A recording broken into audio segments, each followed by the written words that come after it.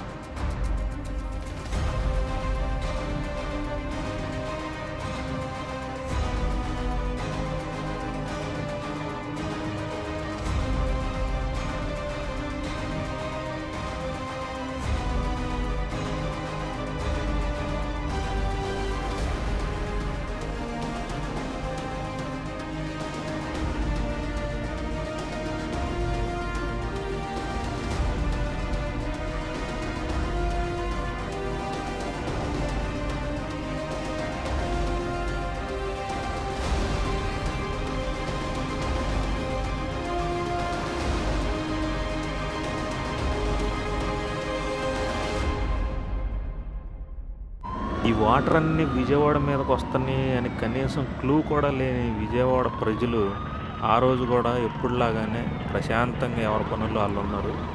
పొద్దున 9ంటికి వాటర్ రావడం స్టార్ట్ అయింది. గత 150 ఏళ్ళ చరిత్రలో ఇలాంటి వరద అనేది అసలు చూడలేదన్నమాట. అలాంటి వరద విజయవాడని ముంచెత్తేసింది. ఈ వరద నీళ్ళు వచ్చిన తర్వాత ఎన్డీఆర్ఎఫ్ టీమ్స్ కానీ ఇవన్నీ రెస్క్యూ ఆపరేషన్ స్టార్ట్ చేయడానికి చాలా టైం పట్టింది. వెంటనే రెస్పాండ్ అవ్వడం ఎవరికి పాసిబుల్ అవ్వదు కదా. వాళ్ళు ఎక్కడెక్కడి నుంచో రావాలి, ఎక్విప్మెంట్ అంతా తీసుకుని రావాలి, అసలు ఇక్కడికి వచ్చి ఆ ఏరియా చూడాలి. ఈ అంతటికీ కూడా చాలా టైం పట్టింది. ఈ టైంలో మరి అక్కడ ఉన్న జనాల పరిస్థితి ఏంటో ఒక్కసారి అర్థం చేసుకోండి. కరెంట్ లేదు. మధ్యాహ్నానికి వాటర్ వచ్చేసినాయి కాబట్టి ఇక నైట్ నుంచి మొత్తం చీకటి, చెమ్మ చీకటి. విజయవాడ మొత్తం చీకటి. తినటానికి తిండి లేదు, తాగటానికి నీళ్లు లేవు, ఇంటిలో నుంచి బయటికి వెళ్ళాలన్న దారి కూడా లేదు. పేకల్లోతు వాటర్లో అసలు ఎక్కడికి వెళ్ళలేని పరిస్థితి. ఎవరన్నా వస్తారు, హెల్ప్ చేస్తారు అని ఎంతోమంది వెయిట్ చేస్తూ ఉన్నారన్నమాట అక్కడ.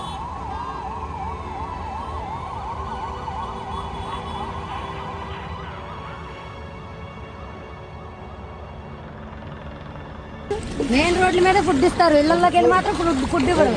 ఇక్కడ దాకా వచ్చేస్తున్నాయి నీళ్లు, అయినా వాళ్ళు ఎవరు పట్టించుకోరు. ఈ ట్రాక్టర్లు వెళ్తారు మెయిన్ రోడ్ మీదే, సందుల్లోకి వెళ్ళి ఉన్న బోట్ సరిపోవట్లేదు. ఎన్డీఆర్ఎఫ్ టీమ్స్ వాళ్ళకి అవుట్ ఆఫ్ దేర్ కెపాసిటీ అనమాట. అందరికీ చేయలేరు వాళ్ళు. కాబట్టి ఎంతో కొంత మనం హెల్ప్ చేద్దాం అనుకుంటున్న టైంలో బంటుమిల్లో ఉన్న మన Saint John school director Sabu John sir initiative తీసుకుని ఫండ్ రైజ్ చేయడం స్టార్ట్ చేశారనమాట. సో ఈ విషయం తెలిసి నేను కూడా వాళ్ళతో జాయిన్ అయ్యి సాబు సార్ గైడెన్స్లో మేము ఒక టీమ్గా ఫామ్ అయ్యి అక్కడికి బయలుదేరి వెళ్ళాం. మా టార్గెట్ ఒకటే అనమాట. మెయిన్ రోడ్డు మీద ఆల్రెడీ చాలామంది ఫుడ్, వాటర్ ఇస్తున్నారు. సో అవి తీసుకుంటున్నారు, అవి ఓకే. కానీ లోపల సందుల్లోకి ఎవరు రీచ్ అవ్వలేకపోతున్నారు కాబట్టి మేము ఒకటే టార్గెట్ పెట్టుకున్నాం.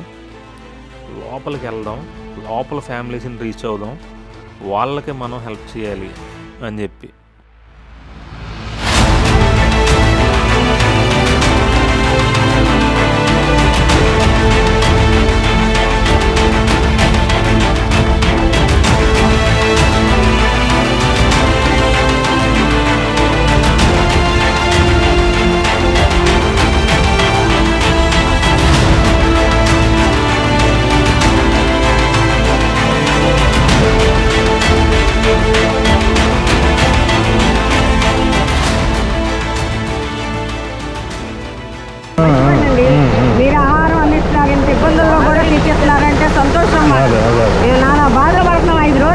అదే అదే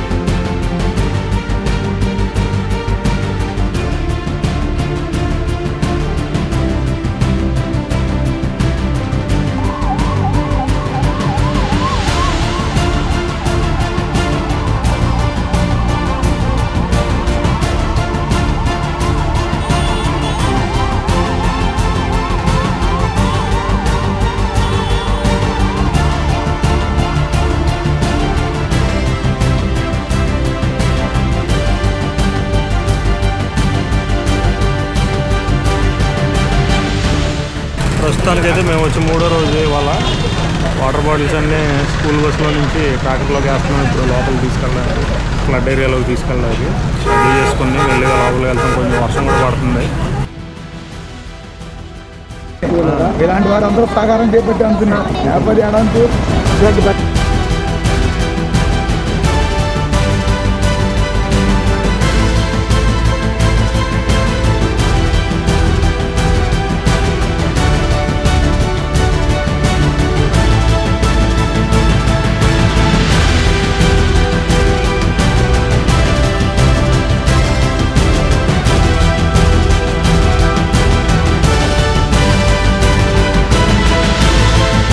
దొరుకుతున్నాయి అన్న కావాల్సినవన్నీ.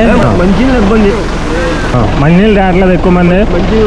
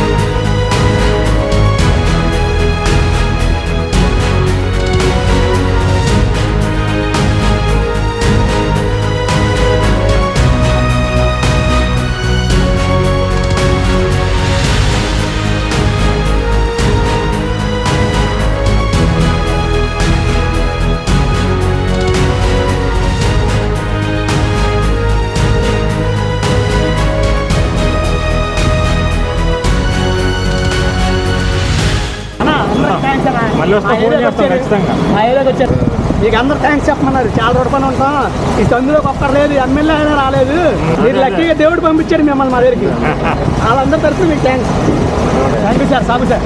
సార్ మీరు ఆశీర్వదించండి. Thank you sir.